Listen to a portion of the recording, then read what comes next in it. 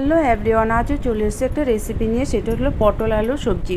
তো পটলগুলোকে আমি এইভাবে কেটে নিয়েছি, আলু টুকরো করে নিয়েছি, কাঁচা লঙ্কা আর এদিকে চিনাবাদাম পেস্ট করে নিয়েছি।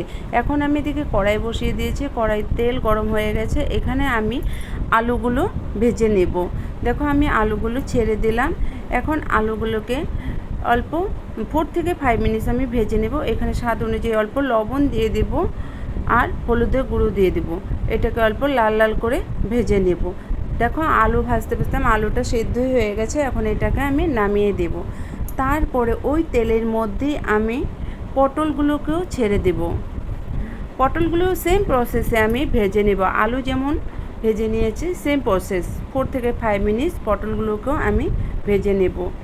অল্প লবণ আর হলুদের গুঁড়ো দিয়ে দেব। দেখো পটলগুলোর আমি খোসা সব ফেলে দেইনি, কেন কি অল্প খোসা রেখেছি, তাহলে সম্পূর্ণ কেটে নিলে কি হয় পটলটা একদম নরম হয়ে যায়। তার জন্য অল্প খোসা রেখেছি, অল্প শক্ত শক্ত থাকবে, খেতেও ভালো লাগবে। দেখো পটলও ভাজা হয়ে গেছে। এদিকে আমি ওই তেলের মধ্যেই জিরে ফোড়ন, শুকনো লঙ্কা, তেজপাতা দিয়ে দিলাম আর চিনাবাদাম পেস্টও ছেড়ে দিলাম। অল্প আদা পেস্ট 1 চামচের মতো, অল্প লবণ দেব, অল্প হলুদের গুঁড়ো দেব, জিরের গুঁড়ো দেব। লবণটা অল্পই দিব, কেন কি আলু আর পটল ভেজে রেখেছিলাম, ওখানে লবণ দিয়েছি আমি। এখন অল্প লঙ্কার গুঁড়ো দিয়ে দেবো। এটাকে এখন ভালো করে কষিয়ে নেব, না হলে কাঁচা কাঁচা গন্ধ থাকবে মশলার। এখন দেখো এটা আমার কষানো হয়ে গেছে। এখন অল্প জল দিয়ে দেব। তারপরে আমি এখানে পটলগুলোকে ছেড়ে দেব।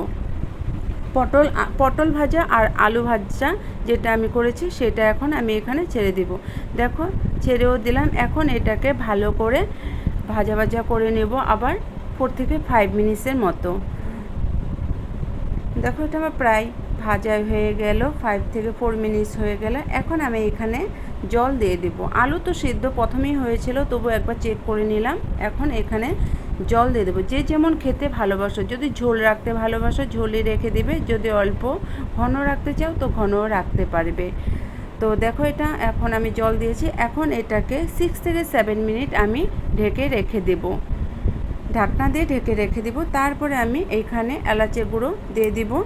দেখো এটা আমার প্রায় রেডি হয়ে গেছে। এটা ভাত, রুটি, সবজি দিয়েও খেতে পারো, ভাত দিয়ে, রুটি দিয়ে, পরোটা দিয়েও খেতে পারো, খুব ভালো লাগে। নিরামিষ সবজি একটা খুবই ভালো লাগে। তোমাদের যদি ভালো লেগে থাকে তাহলে একটা লাইক কমেন্ট করবে।